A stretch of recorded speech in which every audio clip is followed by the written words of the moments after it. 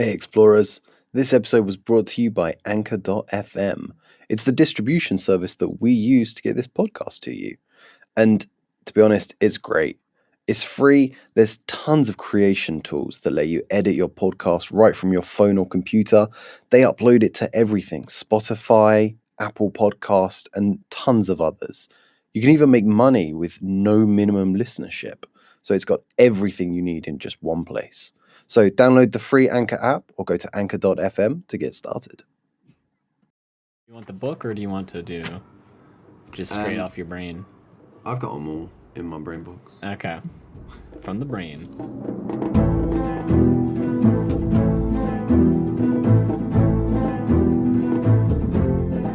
Welcome to Rules is Written! It's the rules. It's written. I didn't mute the pre.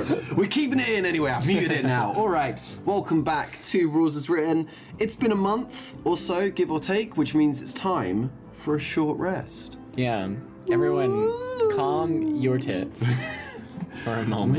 What's happening this week? Well, you've read the title, so you'll probably know.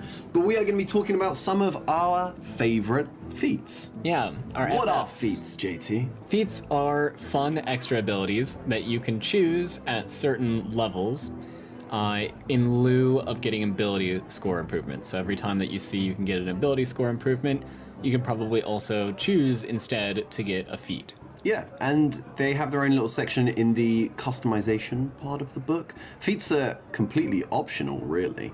You don't have to play with them, but why wouldn't you?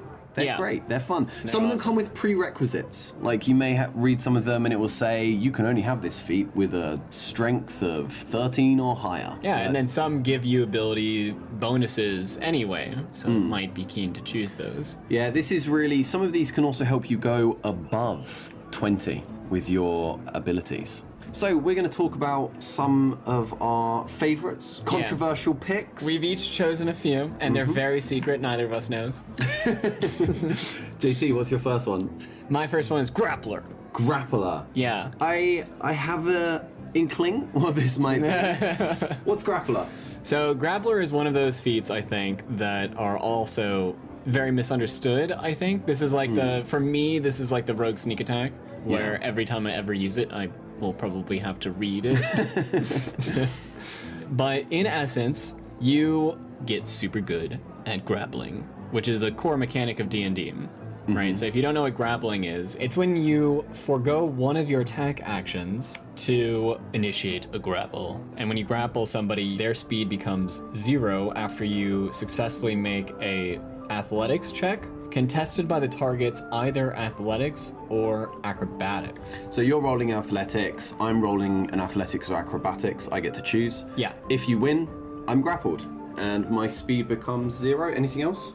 That target must be no larger than one size from you. Okay. So, yeah, you're pinning them, really. So what does the grappler feat give you? Well, you don't pin them because that's something that the grappler feats give you. So, okay, when you normally make a grapple, their speed just becomes 0. But when you grapple with the grappler feat, now you have advantage on attack rolls against a creature that you are grappling. You can also use your action to try to pin that creature. Okay. And if you succeed, then you're both restrained until the grapple ends. So being restrained, you're both restrained. Yes. That's, you've got to use that tactically, because being restrained, again, speed becomes 0, both of you. Attack rolls against restrained creatures have advantage, and the creature's attack rolls have disadvantage. Yeah. So you are really hoping that you've got some friends around. Yeah, this is kind of, I like this ability because it's not uncommon that you'll be fighting one thing that's very powerful. And if you're fighting one thing that's very powerful and you're able to grapple and pin them, then, I mean... It's a dog pile. Yeah, you just dogpile onto them, right? Roll the damage. Yeah. The only other thing to remember is that both of you will have disadvantage on dexterity saving throws. So you could be on the bad end of a dragon That's all flame. part of the melting pot of the game, baby. I like it. Yeah, grappling. I think you can build a character around it as well. It's a very like all right, get 'em boys kind of move, you know. There's a lot of like fluff around it as well. Yeah. I do like Grappler. All right, Toby, what's yours? The one I've chosen is from Tasha's Cauldron of Everything, one of the expansions, is Chef. Aptly named. You become a chef. So you get a few benefits. Firstly, you get to increase your constitution or wisdom by 1 up to a maximum of 20. That's good. That's always good. Improving your con is always nice because it improves all your hit points straight off the bat. You gain proficiency with cook's utensils if you don't already. So now That's you important can cook. for the it's important for the thing. So what's the meat of it? As part, Nice. as part of a short rest, you can cook special food. You said the name of the podcast. You have to have the ingredients and cook utensils at hand, and you can prepare enough food for 4 plus your proficiency bonus. So you should be able to prepare for your party and then some, which is the first thing I want to touch on, because you can use this as a gesture of goodwill to people you are going to try and sway over to your side. You can have parties, you can have gatherings, So- you can have ruckuses, you can have... This gives you kind of like a diplomatic tool to be able to, you know, further your plot or story or Yeah. just kind of make friends. Yeah. And on top of that, it's got the crunch rules of, at the end of the short rest, any creature who eats the food and spends 1 or more hit dice gets an extra d8, which is nice for your squishier people. They get an extra d8. That is quite a lot. So those temporary hit points? No, those are hit points. Oh, wow. You just get those hit points whenever you've got to take the short rest. That's kind of the caveat here. You've got to have a short rest. But I mean, you're resting anyway. It's not like you have to spend more time eating, more time cooking. That's all part of a short rest. So you're really improving your short rest. Right, so this takes the with normal... no downsides. This takes the normal short rest rules and then applies extra benefits to them. Yeah, so this is already like a decent kind of skill trait, but what pushes it over the edge is with 1 hour of work, or when you finish a long rest, you can cook a number of treats. What these treats are is completely left up to you, but the number you get is equal to your proficiency bonus. So these special treats last 8 hours after being made, so how long you're going to be adventuring kind of on average. They last for a session, give or take. A creature can use a bonus action. So not an action, you can throw this on at the end of your turn or whatever, and you can eat one of those treats to gain temporary hit points equal to your proficiency bonus. Cool things to note. This stacks. As Okay. in, well, the temporary hit points don't stack, but you can give all the treats to the tank, and then he can chomp one down one turn, take a hit, chomp one down next turn. It's not like you can only get this benefit once per long You can use rest them or anything. tactically now. Yeah, you can really like shuffle them about. You can pass them in combat. You Yeah. can. So it's a real resource that is very, very flexible. Yeah, and it seems like a nice thing, especially for parties that are a little bit like potion light. Yeah. People who don't have access to much healing, it's a nice dynamic healing buffer. I mean, if you have a proficiency bonus of +5, that's quite high. That's 25 extra hit points. Yeah. So you'd be getting that +5 around 13th level. You do go up to +6 at 20th. I mean, a lot of people will probably be kicking around the 3s and the 4s.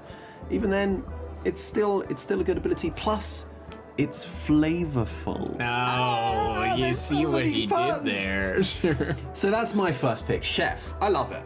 Yeah, think there's a it's lot great. of role play potential here too. I think that this is Definitely. consistent. You can use it every session probably. Yeah. So also I like this because it kind of will lean the party towards a little bit more of a fluff type of role-playing element to Yeah, the game. definitely.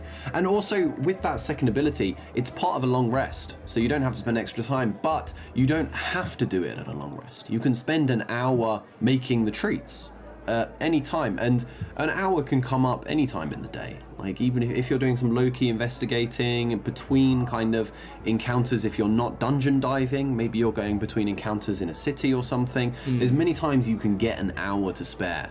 Maybe your friends are going off finding clues or something. You can just take an hour quickly, make them. You can make loads. You don't have to be limited to doing this once a long rest. Yeah, this helps whenever your DM's like, what do you want to do in your downtime? Exactly. Now you actually have a thing that does something. So what's your second one? All right, this actually leads, I think, kind of smoothly into my second choice, which is Inspiring Leader. So in the same vein of Chef, Inspiring Leader, I think, gives another kind of opportunity for a lot of roleplay in the game. And it, like the name suggests, it's just one really good speech. So you make a 10-minute speech that inspires your companions in the resolve to fight. In order to do this, you need at least Charisma 13 or higher. So this is one of those prerequisites that we talked about. Yeah. And you can choose up to 6 creatures, including yourself, because, I mean, you know, you got the adrenaline flowing. It's a really good speech. It's coursing through your veins. You agree with how good this speech is. And each creature will gain temporary hit points equal to your level plus your charisma modifier. That's pretty good. If you're taking this, I feel you should have a +5 charisma modifier, right? +4. Yeah, that definitely helps, right? The temporary hit points are great, right? I mean, your level plus your charisma modifier, you might be getting up to, like, you know, around the teens, right? Of just like temporary hit points across like 5 or 6 people. That's... Yeah, that is a huge kind of barrier, like protective barrier against any kind of damage that's going to come your way. Yeah, and especially if you know that you're about to have like a big fight, it's like, this is a fun time to be able to be like, let's prepare, guys. Yeah, I can see the only problem is if you get surprised. Well, yeah, you know, 10 minutes, maybe tough amount of time to fit into that encounter. How long does, there's a mage spell that creates like a barrier, lasts 10 minutes. What is it? It's used all the time. Wall of Force. Yeah, Wall of Force can be made into a dome around you, and it lasts exactly 10 minutes. So in that time, if you really want to like get out all of these, so your wizard can Wall of Force, then your give chef it speed. Yes, and make his food. Nah, you need an hour for that. You can make one snack. Yeah. Badger your DM for it. Yeah, so I think that's fun, mostly for just this is a fun thing to do before an encounter. I feel like a lot of parties might lean towards this anyway, and this is an excuse to be able to be the person to do that. Yeah, I think it's brilliant. I do love it. I think all of these have kind of rolled into an element of role-playing. I think that's what makes a really good feat. There's quite a few fleets in here which are like masters, like heavy armor master, great weapon master, and they make you better at that thing. And that's cool. Some of them are really, really good. Great weapon master is particularly good. Polearm master is very, very good crunch-wise. Yeah, you can see that and then pretty immediately see the benefits of it. We're trying to underline the more nuanced ones. So what's your next pick? My next one is Warcaster. Okay. Warcaster. Not exactly the name of new ones. It makes you better at casting spells in combat. So you have advantage on Constitution saving throws to maintain your concentration when you take damage. You can perform somatic components of spells even when you have weapons or a shield in one or both hands. So you can start wielding things, bashing face, and casting spells. When a hostile creature's movement provokes an opportunity attack from you, you can use your reaction to cast a spell at that creature, rather than making opportunity attack. You're basically getting a free action here. Yeah, this is pretty sweet. I kind of like how it really stresses the hardiness of the caster. Yeah. Which I think might lean towards a support thing, like a cleric or a paladin. A paladin is a half caster, so you can't quite take as big advantage of this. This, for me, really leans into multi-classing.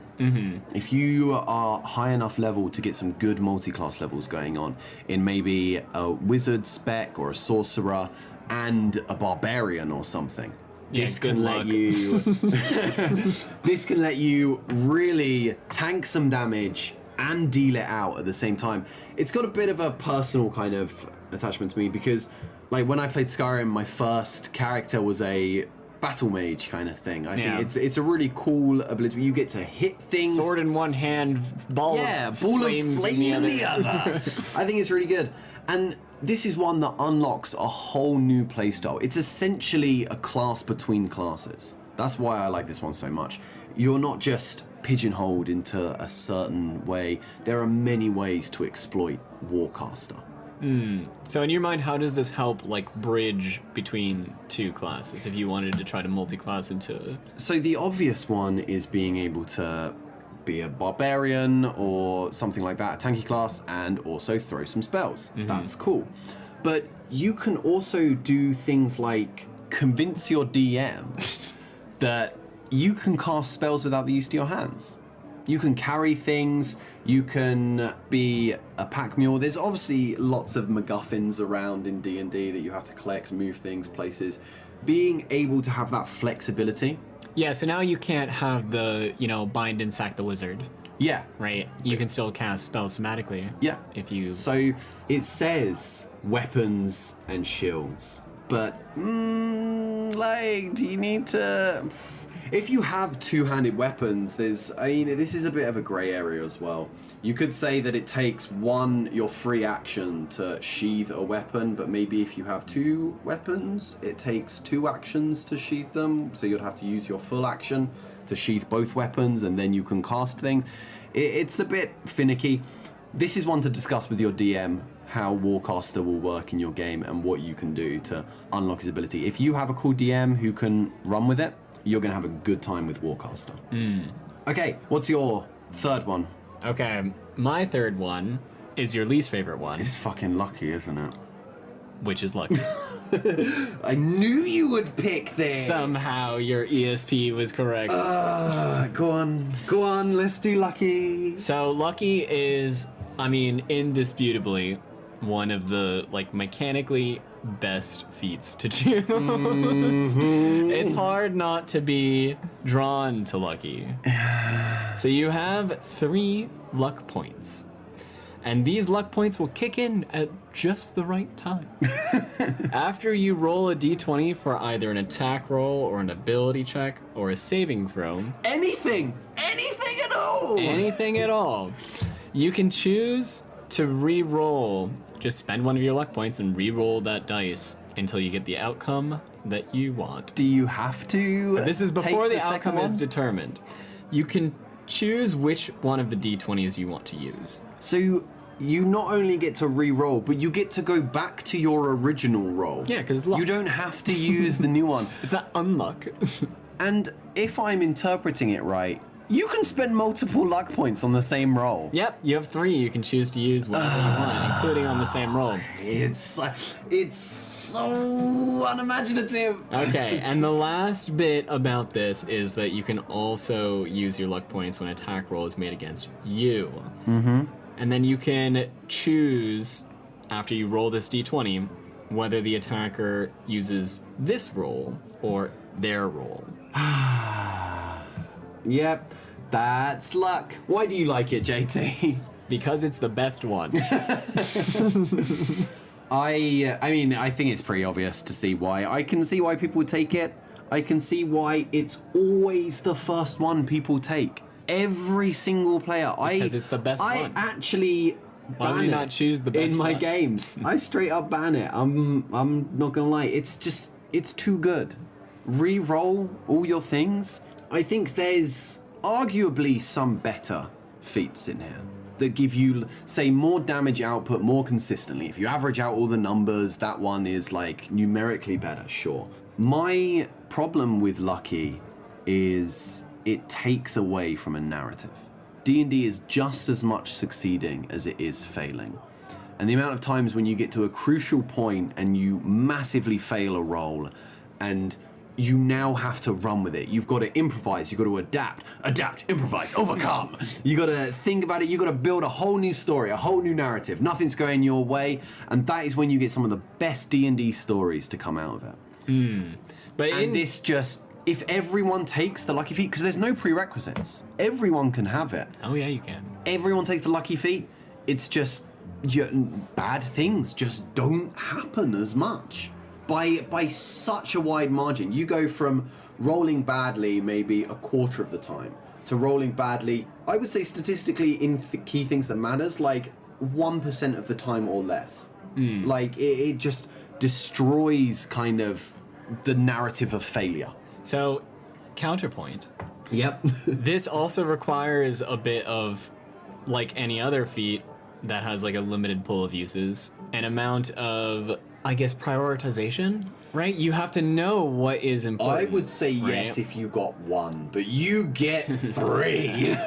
You get, with your bonuses that you have as a character, and you're stacking, like, parties tend to rotate to have the person who's best at the thing do the thing. The ranger does the tracking, the rogue does the lockpicking, all those kind of things. So they're already min-maxed into this ability.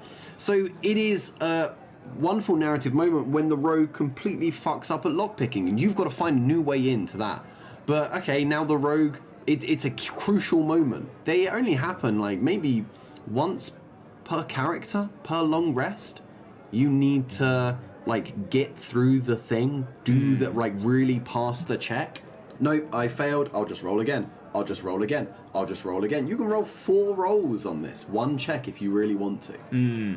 So there are definitely ways to kind of, if people are using this more for the combat role, but in my experience, people don't use them for the combat roles unless they are on death's door. Unless it's like a 1 hit and I am dead forever. You can't use these on death saving throws. That should be something. Unless it's 1 hit and I'm dead forever, people save them for skill checks, nearly always.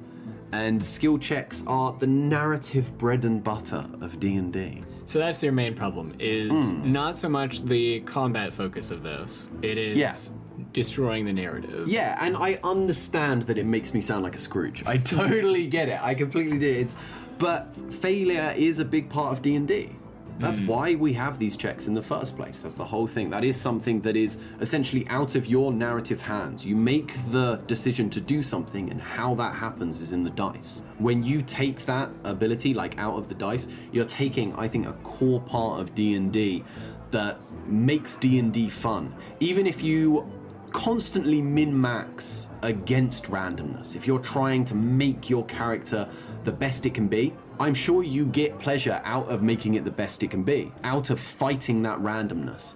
And this is just a nuke to fighting randomness. Like, it just destroys so much potential for that. So I can understand the arguments for it. I think in the grand scheme of things, they don't hold much water because Lucky is so good. If it was once per long rest, maybe then I could see it. Or if it was, you can just re-roll skill checks and nothing else, and maybe have different abilities for different things. I could totally see it, and it would become a mid-tier, upper mid-tier ability. But it's everything. So I get like the argument, in worst case scenario, this is narrative destroying, and everybody chooses Lucky, and they will never succeed. They will never fail at the things that are like narratively critical. But in my experience, I've actually seen Lucky used for like a myriad of different reasons, and often like players' goals and like the goals of the narrative aren't necessarily the same. In fact, they're often different. Yeah. And I think that people gravitate towards using Lucky for more like narratively minor, but they could be narratively minor, but they are always more personally important things, right? This could be like when you are having like a tavern arm wrestling contest with some guy and you're like, I'm the strong one. Yeah, I think there's definitely a play group that will lean into using Lucky just for the small personal things. But in my experience, that is the vast minority of players. They'll kind of save it. It's the same kind of psychology as when you play through a video game, you get to the final boss and you have 7,000 health potions that you've saved the entire time. So you're like, maybe I'll need it later, maybe I'll need it later, maybe I'll need it later. But you know when you're going to get your health potions back. You get them back every long rest. You then get this sounds like it could be to use them. It could be a difference in campaign style as well, because there are also campaigns where like the central narrative is like something of a weaker force to the personal exploration of like, you know, random encounters and character-driven things, right? And in those circumstances, it seems like Lucky is used more to like flesh out, I guess, what your main ambitions and desires are. But this is also another point that wraps back. It helps flesh out your successes. And successes are inherently boring. like in Star Wars, they don't blow up the Death Star in the first 10 minutes. Like, all narratives, all stories come from some sort of failure or challenge. Unless you're watching French art house cinema, like there's every story. It's a real human thing, overcoming challenge. And this takes away the challenge. Yeah, if you're saving it for your personal things, let's say you want to be the strongest arm wrestler in the town. That's your personal goal. Okay, you achieve it pretty instantly. Like if you're and then the you can barbarian, live the rest of your life as the strongest arm wrestler. And it just becomes that's great. a checklist of I've done this thing, success, success, success, success, success. It gives too much success. And it's a bit of I feel like a dirty thing to say, to be like, because as a DM you want your players to succeed, but it's like when you use cheats in video games and stuff. You can pretend that it doesn't, but it takes away from the video game in the long run. Like when you start using cheats, that game, that run of whatever you're playing, instantly dies in interest after your immediate first goals. I have a Gary's mod that tends to disagree. But Gary's mod is used to create challenges, create games. I'm sure if you have good arguments for Lucky, please send them. I do want to hear them. I don't want to just railroad the conversation into it. I've had this conversation with different people, and I'm definitely not saying I have the correct opinion, but I'm right. That's my view with Lucky. That's how I feel about Lucky. Okay. We're gonna blast through my last one because I spent way too long talking about Lucky. My last one is Sentinel. Sentinel is quite cool because it underlines my philosophy of giving someone way more tactical advantage in combat. When we talk about combat stats, I think combat stats are ones that give a player more to think about, more options, more things to do.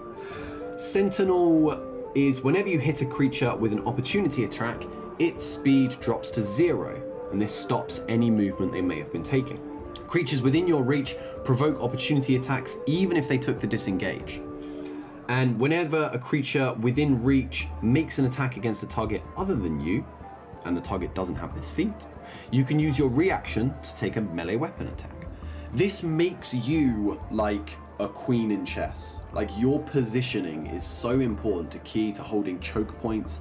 I think it adds just a delicious layer of tacticalness. Right, and this definitely helps if you're playing with like a grid-based game. Occupy space. It can still work in the theater of mind, but you just have to be aware of it. Once Sentinel is in it, you need to flesh out the spaces more. Yeah, and I think that's something that you also kind of need to be more aware of in the theater of the mind, because also the DM has a lot to think about, and sometimes they move around creatures and things for events and stuff.